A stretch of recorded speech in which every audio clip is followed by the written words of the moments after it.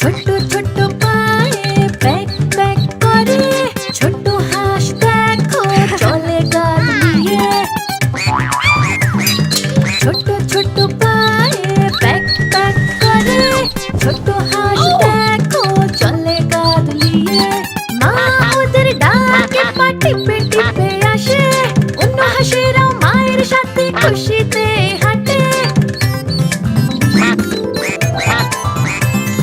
রাজহাঁসের মতো চলে ধীরে ধীরে সাঁতার কাটে, হাঁসগুলো সব গোল একটা খাঁচাতে থাকে।